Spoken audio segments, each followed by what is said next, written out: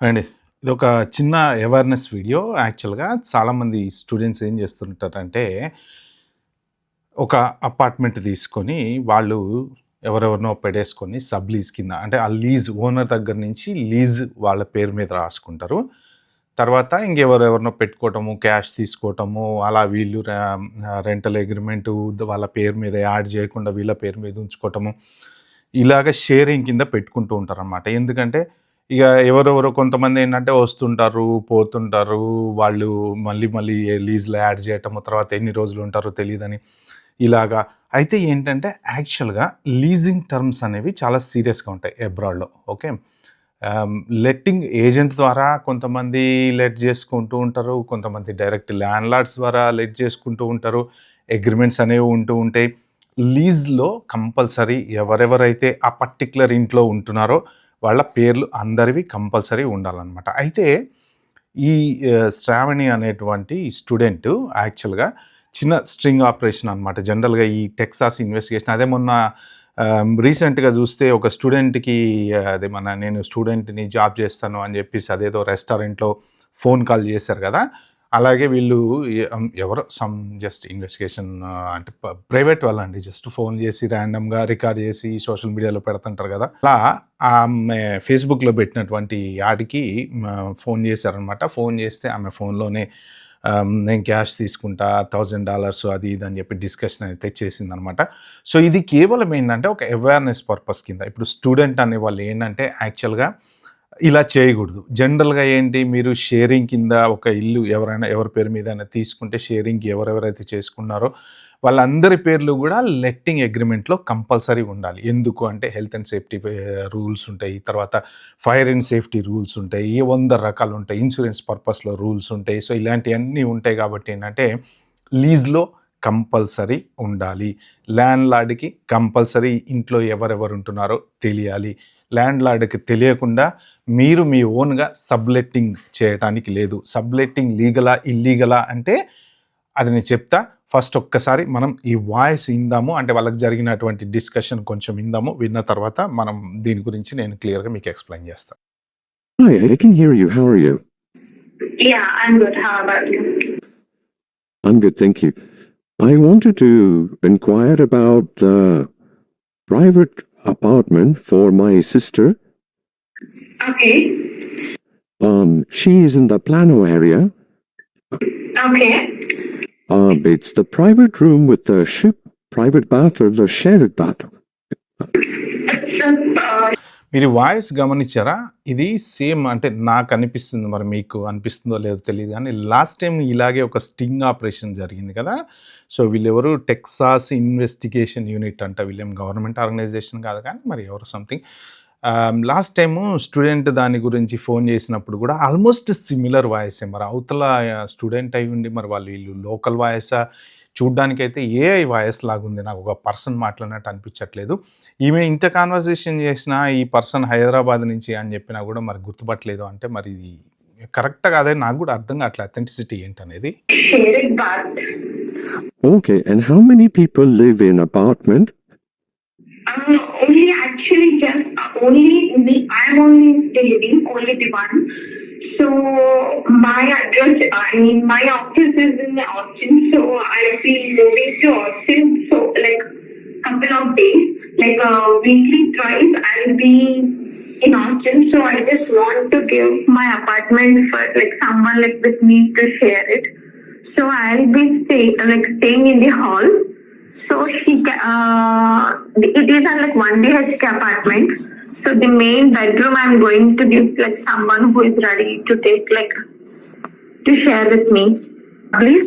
No, does it name of sister need to be on lease or she can give you the cash then? That's fine. She can give me the cash as well because here there is no sublease.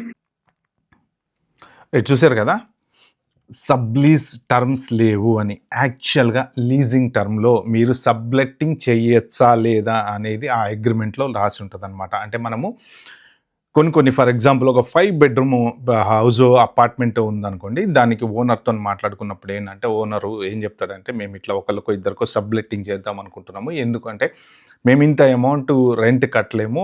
$5,000 $6,000 ఉంది for example అంటే, owner దానికి సంబంధించినటువంటి conditions ప్రకారం okay. మీరు ఒక room సబ్‌లెట్ చేసుకోండి. అది ఎంతైతే మీరు పెట్టుకుంటారో ఆ అమౌంట్ దాంట్లో అగ్రీమెంట్‌లో రాసుకోవటము, ఆ లీజ్‌లో రాసుకోవటము, తర్వాత ఎవరికి సబ్‌లెట్టింగ్ చేయొచ్చు, వాళ్ళేంటి అవన్నీ డీటెయిల్స్ కూడా కంపల్సరీ లీజ్ అగ్రీమెంట్ అనేది రాసుకున్నప్పుడు రాసుకుంటారనమాట. సో, కొన్ని అగ్రీమెంట్లు ఇచ్చేటప్పుడు చాలా క్లారిటీగా వాళ్ళు రాస్తారు. సబ్‌లెట్ చేయటానికి వీల్లేదు. అంటే మీ పేరు మీద గనక మీకు లెట్టింగ్ అగ్రీమెంట్ రాస్తే, ఆ లెట్టింగ్ అగ్రీమెంట్‌లో మీ పేరే ఉండాలి, మీరే ఉండాలి దాంట్లో. సబ్‌లెట్టింగ్ ఇవ్వటానికి ఉండదు అని చెప్పి క్లియర్‌గా రాస్తారు వాళ్ళు. రాసిన తర్వాత కూడా మీరెవరినో తీసుకొని మళ్ళీ దాంట్లో పెట్టుకొని సబ్‌లెట్ వాళ్ళ దగ్గర నుంచి మీరు క్యాష్ తీసుకోనో, లేకపోతే ఆ క్యాష్ బ్యాంక్‌లో ఏసుకోనో, లేకపోతే ఫస్ట్ ఆఫ్ ఆల్ క్యాష్ తీసుకోవటము, మీరు తీసుకోవటం కరెక్ట్ కాదు. ఏదున్నా సరే ల్యాండ్‌లార్డ్‌కి డైరెక్ట్ పే చేయాలనమాట. మీరెలా తీసుకుంటారు వాళ్ళ దగ్గర నుంచి? అది మీకు ఇన్‌కమ్ కిందకి రాదా? ఓకే. క్యాష్ మీరు తీసుకొని మీరు ల్యాండ్‌లార్డ్‌కి ఇస్తున్నారనుకోండి. మీరు ఏం ప్రూఫ్ చూపిస్తారు ఆ క్యాష్‌కి?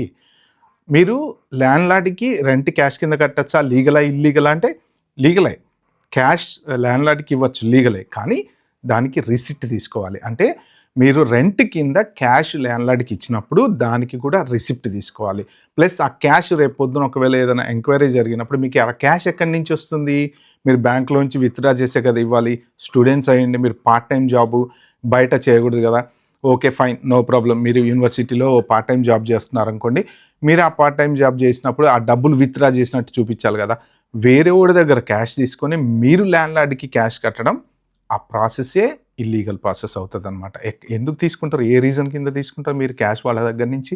ఫస్ట్ ఆఫ్ ఆల్ ఆ 1 బీహెచ్‌కే దాంట్లో ఒక బీహెచ్‌కే బెడ్‌రూమ్ రెంట్‌కి ఇచ్చేసి, ఒకళ్ళు హాల్‌లో ఉండి దానికి ఒక పర్టిక్యులర్ సెట్ ఆఫ్ రూల్స్ అనేవి ఉంటాయి. 2 బీహెచ్‌కేలో ఎంతమంది ఉండొచ్చు? 1 బీహెచ్‌కేలో ఎంతమంది ఉండొచ్చు? ఎందుకు లెట్టింగ్, సబ్‌లెట్టింగ్ ఇవన్నీ ఎందుకు చేస్తారంటే బ్యాక్‌గ్రౌండ్ వెరిఫికేషన్ చేస్తారు. ఒక హౌస్ ఎవరికైనా ఇచ్చేటప్పుడు ఏంటంటే కంపల్సరీ బ్యాక్‌గ్రౌండ్ వెరిఫికేషన్ చేస్తారు. ఎందుకు చేస్తారు? ఈ పర్సను మాకు రెంట్ కట్టగలడా లేదా? కట్టే కెపాసిటీ ఉందా లేదా? కొన్ని రోజులైన తర్వాత రెంట్ కట్టనంటే పరిస్థితి ఏంటి? ఈ పర్సన్‌కి చదువుకుంటున్నాడా? జాబ్ చేస్తున్నాడా? చేస్తే జీతం ఎంతొస్తుంది?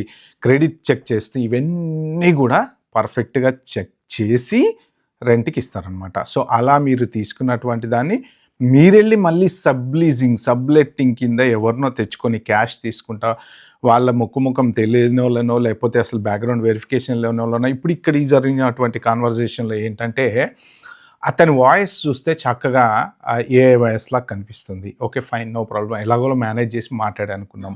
కన్వర్జేషన్ మొత్తం నేను విన్నా. ఇంకా లెంగ్త్ ఎక్కువైద్దని నేను పెట్టలేదు. అందులో అతను ఏం చెప్పాడంటే, మీరెక్కడి నుంచి? మీ సిస్టరు ఎక్కడి నుంచి అంటే, మా సిస్టర్ తెలంగాణ, హైదరాబాద్ అని చెప్పాడనమాట.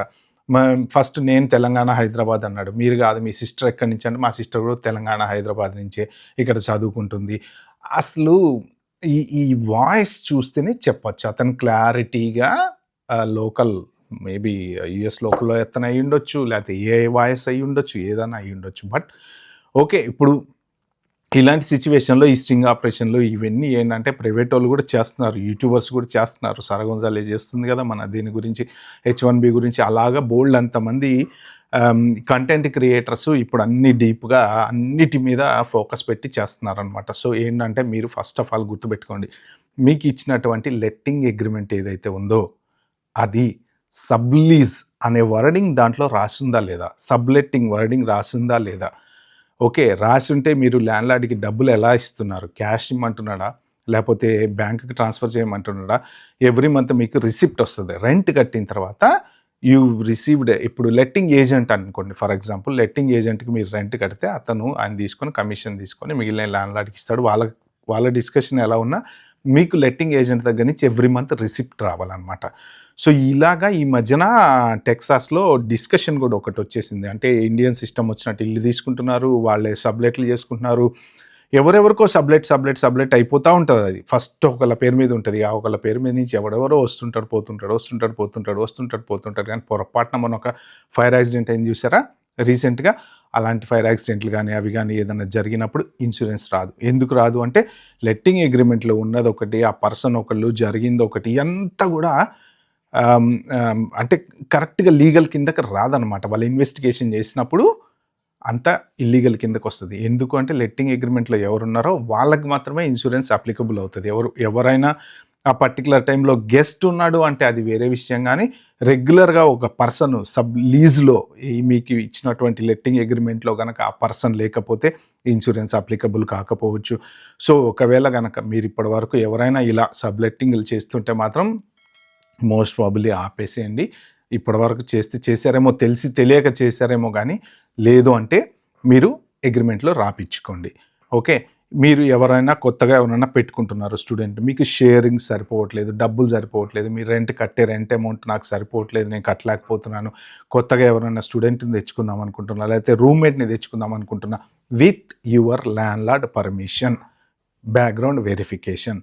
ఏమో అతను ఎవరో ఏం తెలుసు, రేపు పొద్దున మంచోడు కావచ్చు, ఇంకోటి కావచ్చు, క్రైమ్కి సంబంధించినోడు కావచ్చు, లేకపోతే బ్యాక్గ్రౌండ్ ప్రాబ్లమ్స్ ఉండొచ్చు, లేకపోతే రెంట్ కట్టనోడు ఉండొచ్చు, వస్తాడు రూమ్లో ఉంటాడు, రేపు పొద్దున రెంట్ కట్టడు. సో బ్యాక్గ్రౌండ్ వెరిఫికేషన్ ఏది? సో కంపల్సరీ బ్యాక్గ్రౌండ్ వెరిఫికేషన్ ఉండాలి కదా. రేపు అతను ఎవరు, ఎలాంటి వాడు అనేది ల్యాండ్లార్డ్కి తెలియాలి కదా. ఏమైనా జరగచ్చు కదా ఆ అపార్ట్మెంట్స్ కానీ ఇల్లు కానీ ఏదైనా. సో కాబట్టి ఏంటంటే ల్యాండ్లార్డ్కి తెలియకుండా మీరు ఎవరిని కూడా పెట్టుకోకండి. ఓకే, ఇది మాత్రం క్లారిటీగా గుర్తుపెట్టుకోండి. సబ్లెట్టింగ్ అనేటువంటి వర్డింగ్ మీ లీజ్లో, మీ అగ్రిమెంట్లో లేకపోతే చాలా ప్రాబ్లం అవుతుంది ల్యాండ్లార్డ్కి తెలిస్తే. సో ఇప్పటివరకు ఎవరైనా చేసింటే ఓకే, ఇంక ముందు మాత్రం చేయకండి, జాగ్రత్తగా చూసుకోండి. ఇలాంటివన్నీ ఇన్సూరెన్స్ కానీ, ఫైర్ యాక్సిడెంట్లు కానీ, ఇన్వెస్టిగేషన్లు కానీ ఏమన్నా జరిగినా, ఒకవేళ మీరు క్యాష్ తీసుకుంటున్నట్టు తెలిస్తే మీ సెవిస్ రికార్డుకి ఇంపాక్ట్ అయ్యేటువంటి ఛాన్స్ కూడా ఉంటుంది ఒక్కొక్కసారి. అంటే అవుతుందని నేను చెప్పను, బట్ క్యాష్ లీగల్గా, ఇల్లీగల్గా తీసుకోవచ్చా, కట్టచ్చా, కొన్ని రూల్స్ అనేవి ఉంటాయి కదా. సో అవన్నీ చూసుకోండి. జస్ట్ కేవలం ఇది అవేర్నెస్ కోసమే నేను ఈ పర్టికులర్ వీడియో అనేది చేశాను అనమాట. Okay friends, bye bye, have a good day.